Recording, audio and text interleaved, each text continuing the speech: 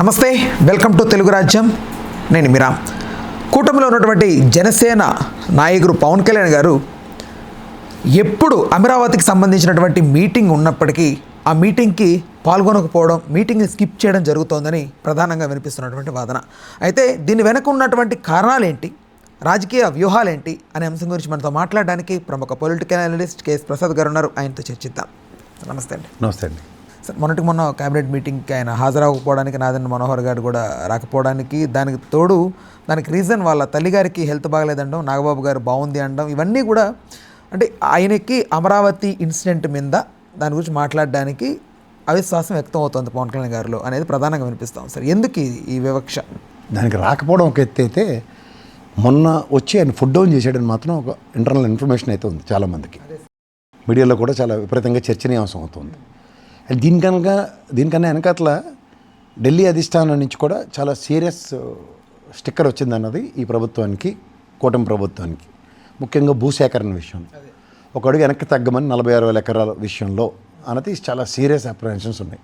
ఎందుకంటే కేంద్ర ప్రభుత్వం గతంలో రైతు చట్టాల విషయంలో చేయి కాల్చుకుంది.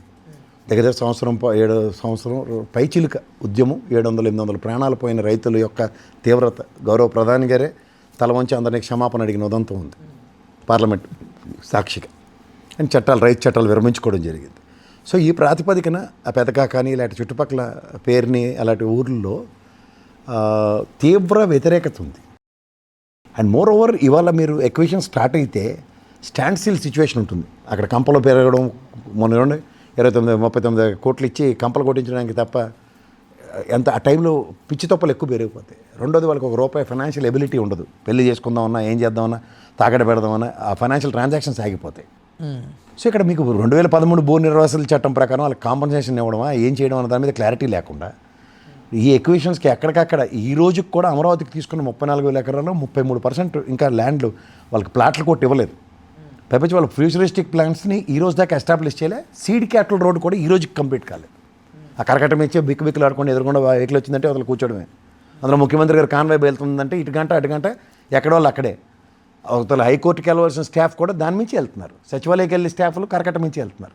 లేదంటే అదంతా ప్రదక్షిణ చేసుకుని రావాలి చుట్టూ, విజయవాడ నుంచి వచ్చేవాళ్ళు అయితే. సో ఈ ప్రాసెస్లో అసలు జరుగుతున్న పరిణామాలు ఏంటి? ఆ సీడ్ క్యాపిటల్ రోడ్లు అక్కడున్న 34,000 రైతులకే న్యాయం జరిగి ఉంటే ఇప్పుడు వేరే దాని మీదకి కన్సెన్సస్ పెరుగుతాయి. అని ఏదో నారాయణ గారు కారు ఎక్కుతూ మాట అనేశారు, మామ అనేశారు, క్యాబినెట్ నిర్ణయం అంటే అక్కడ రైతు సభలు పెడుతున్నప్పుడు శ్రవణ్ గారు ఎలాంటి తీవ్ర మానసిక సంఘర్షణ ఎదుర్కొంటున్నారో, మొన్న 5 ఏళ్ల పాటు ఆయన ఇంటి దగ్గర ఎలాంటి గొరవలు జరుగుతున్నాయో తెలుగుదేశం పార్టీ ఖచ్చితంగా గ్రహించగలగాలి. ఎందుకంటే ఆయన నమ్మే ఇచ్చారు.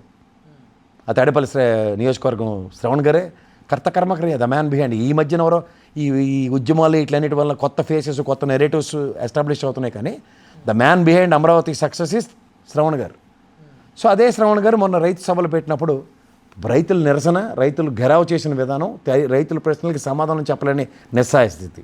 ఓ పక్క సిఆర్డీ అధికారులు ఇండైరెక్ట్గా జులుం చూపిస్తారని చెప్తున్నారు చాలామంది రైతులు అక్కడ స్థానికంగా. దానికి తోడు నారాయణ గారు కూడా బుల్డోస్ చేసుకుంటూ వెళ్తున్నారు. ఇష్యూస్ని బుల్డోస్ చేసుకుని వెళ్ళినంత మాత్రాన అధికారంతో కొంతమంది భయపురాంతలకు గురవుతారు. కానీ దేశవ్యాప్తంగా రైతులు ఒకసారి తలుచుకుంటే రైతే రాజు. ఆ రాజరికాన్ని పణంగా పెట్టి అతను మన కోసం కష్టపడుతున్నాడు. కానీ అతని దానికి ఏమంటారంటే ఆత్మాభిమానానికి, ఆత్మగౌరవానికి, భూమిని పణంగా పెట్టి చేసే పనులకి స్వచ్ఛందంగా రైతులు ఇచ్చిన దానికి, స్వచ్ఛందంగా లాక్కునే దానికి చాలా తేడా ఉంటుంది.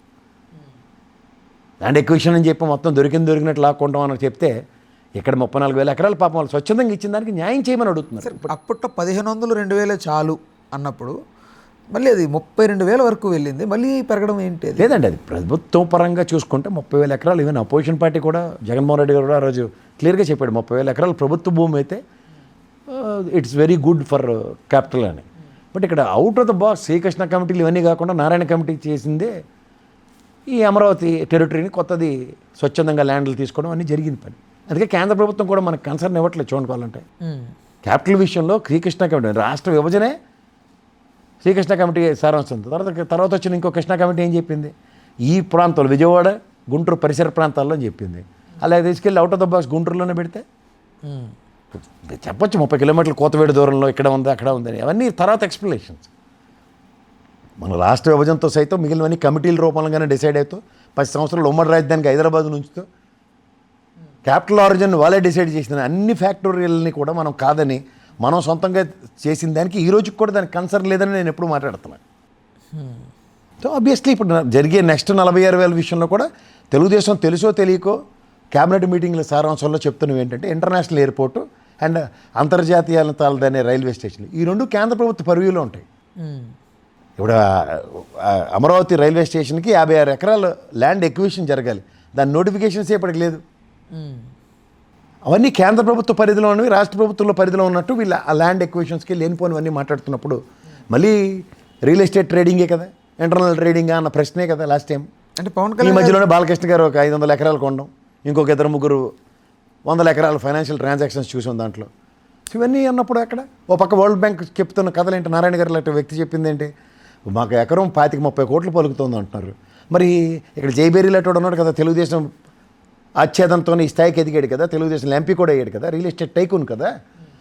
మనకి ఇక్కడ నానక్రమగూడలో ఇచ్చినట్టు ఒక నోటిఫికేషన్ గవర్నమెంట్ పరంగా ఏమనండి, అమరావతిలో 50 ఎకరాలు అమ్ముతున్నాం, 100 ఎకరాలు అమ్ముతున్నాం, ఎకరం 25 నుంచి 30 కోట్లు బిడ్ వేస్తే ఏంటండి. ఇక్కడలాగా ఆక్షన్ పడి ఆ 2,000 ఎకరాలకి 2,000 కోట్లు 2 లక్షల కోట్లు తీసుకొస్తే మా పని అయిపోద్ది కదా, అందరి పని. మరి ఆ పని ఎందుకు జరగట్లే? తరలుగా జరగాలి కదా. ఫైనాన్షియల్గా మన దగ్గర డబ్బులు లేవు, వరల్డ్ బ్యాంక్ దగ్గర అప్పు తెచ్చి బదులు ల్యాండ్ అమ్మి నేను ఏదైనా చేయగలనని చెప్పిన నారాయణ గారు ఫస్ట్ ఆక్షన్కి ఇవ్వచ్చు ఏమనండి. అప్పుడు దాని రియల్ ఎస్టేట్ వాల్యూ ఎంతో, దాని పరిస్థితి ఏంటో అందరికీ తెలుస్తుంది కదా. అంటే ఇప్పుడు పవన్ కళ్యాణ్ గారు ఒక రకంగా మాట కట్టుబడి ఉన్నట్లే కదా సార్ ఇక్కడ. ఎవరు కట్టుబడి లేనట్టే కాదు. అలా అయితే ఆ రోజు మన ఎవరు ఐవీఆర్ కృష్ణారావు గారు పుస్తకావిష్కరణ కమ్మ రాజ్యం, కమ్మ అమరావతి అలాంటివన్నీ పేర్లు మాట్లాడారు కదా. అవన్నీ ఒక సామాజిక వర్గానికి సంబంధించిన రాజధానిగా ఉందని నేను కదా పవన్ కళ్యాణ్ గారు చెప్పినవే. మరి అదే స్టిక్ ఆన్ అయినప్పుడు దీనికి వల్ల యాజ్ పర్ బీజేపీ గైడ్లైన్స్ ఎందుకు డిసెంట్ తెలియజేశాడు క్యాబినెట్లో? ల్యాండ్ విషయం ఎందుకు స్టాండ్ స్టిల్ అయింది, స్టాండ్ స్టాల్ అయింది చెప్పలేండి వీళ్ళని. సంచేత వీళ్ళలో కోయిలేషన్ గవర్నమెంట్ మేము బాగానే ఉన్నాం. యాదంకి భారత్ సినిమాని రోజు గిటార్ వాయిస్తూ మనకి చెప్పారు అనుకో, బాగానే ఉంటుంది ఆ పాట వినడానికి. కానీ సినిమాలో సారాంశంలో ఎంత కష్టపడితే లాస్ట్కి ముగ్గురు కలిశారన్న విషయం అందరికీ తెలుసు. బట్ అమరావతి ఫర్దర్ స్టెప్స్ ఎలా ఉండబోతున్నాయి? నాకు అవన్నీ అనవసరం. అమరావతి రాజధానిగా కేంద్ర ప్రభుత్వ గజెట్ కావాలి. అమరావతి శాశ్వత రాజధాని, 34,000 ఎకరాలు ఇచ్చిన రైతులకి సముచిత న్యాయం కావాలి. ఇది జరిగిన తర్వాత మీరు ఈ తర్వాత ఏం చెప్పినా ఈ ప్రభుత్వాన్ని నమ్మి మీకు అందుకే వేశారు గుంటూరు విజయవాడ పరిసర ప్రాంతాల్లో. ఆ ఓట్లకి ఖచ్చితంగా న్యాయం చేయాలంటే అమరావతి శాశ్వత రాజధాని అవ్వాలి. That's our pride of state. Otherwise మళ్ళీ ఇంకో జడ్జి గారు ఎప్పుడో మా అమ్మాయి ప్రశ్నపత్రంలో ఆంధ్రప్రదేశ్ రాజధాని ఏదని అడిగితే సమానం రైలైపోయిందని ఇంకో జడ్జి గారితో నేను విందల్చుకోలేదు. ఎందుకంటే సార్వభౌమత్వం గురించి 25 మాడే పవన్ కళ్యాణ్ ఖచ్చితంగా ఆయనకి చెప్పవలసిన బాధ్యత ఆయన మీదే ఉంది. కేంద్ర ప్రభుత్వానికి డైలాగ్ ఓపెన్ చేసి, నేను కూడా కాదు, మొన్న సంవత్సరం కంప్లీట్ అయిన దీంట్లో ప్రధాని నరేంద్ర మోడీ గారు వచ్చి మళ్ళీ పునర్ప్రారంభం చేస్తున్న దగ్గర రైతుల గోసే అది అమరావతిని శాశ్వత రాజధానిగా డిక్లేర్ చేయమనండి. ఇది ఈసారి ఢిల్లీ వెళ్ళినప్పుడు పరిశీలిస్తామని, ఎన్నిసార్లు ఢిల్లీ వెళ్ళిన తర్వాత వాళ్ళనే ప్రక్షాళించుకోమనండి. ఎందుకు జరగట్లే ఈ moves? What's the reasons behind this? నాకు తెలియదు. బీజేపీకి ఇష్టం లేదు. బీజేపీకి రాష్ట్రాన్ని వివక్ష చేయడంలో వెనకాడదు. రాజధాని లేని రాష్ట్రంగా అవమానాలు ఎదుర్కోవడానికి అవమానాలు చేయడానికి వాళ్ళు సంసిద్ధంగా ఉన్నారు. అది నాకు అర్థమైంది. అదే అయితే వాళ్ళు ఇవ్వడానికి ఏమి కూటమి ప్రభుత్వం మేమొచ్చు కదా, నా బాధ్యత ఇదే. 2 విషయాలు నేను చెప్పగలను ప్రజలకి. ఒకటి, మొన్న నరేంద్ర మోడీ గారు పునఃప్రారంభంకి వచ్చినప్పుడు అమరావతి శాశ్వత రాజధాని క్యాబినెట్ నిర్ణయం గెజిట్ అని తెచ్చిచ్చారా? అయితే పార్లమెంట్ సమావేశంలో నేను శాశ్వత రాజధాని అమరావతిని ఈసారి బిల్లు ప్రవేశపెట్టి గెజిట్ ఇస్తున్నానని చెప్పారా? లేదా పోలవరం ముంపు గ్రామాలు కలపకపోతే నేను ప్రమాణ స్వీకారం చేయనని చెప్పిన చంద్రబాబు నాయుడు గారు ఈసారి అమరావతి శాశ్వత రాజధాని నేను చెప్తేనే కానీ నేను ప్రమాణ స్వీకారం చేయనని ఏమైనా చెప్పాడా? ఈ 2 చెప్పకుండా, ఈ 2 జరగకుండా సంవత్సర కాలక్షేపం తర్వాత కూడా అమరావతి శాశ్వత రాజధాని అన్న ప్రశ్న నాలాంటి వాడికే ఇక్కడ పునరుద్ధరణ అవుతుంటే అక్కడున్న ప్రజలకి ఎంత బాధ కలుగుతుందో ఒకసారి ఆలోచించుకోమనండి. డిక్లరేషన్ రాదంటారా? రావాలి. ఎందుకు రావట్లేదు? ఎవరు ఆపుతున్నారు చెప్పమనండి అది ప్రజలకి. Right sir, right. Thank you. Hello, Telugu రాజ్యం ఛానల్ చూస్తున్నారా? సామాజిక, రాజకీయ, జీవన చిత్రణే తెలుగు రాజ్యం. అతిశయోక్తులు, అసత్యాలు ఉండవు. రాజకీయ కోణం కాదు, ప్రజా కోణమే కొలబద్ద. తెలుగు రాజ్యం వీక్షణ మీ ఉత్తమ అభిరుచికి నిదర్శనం.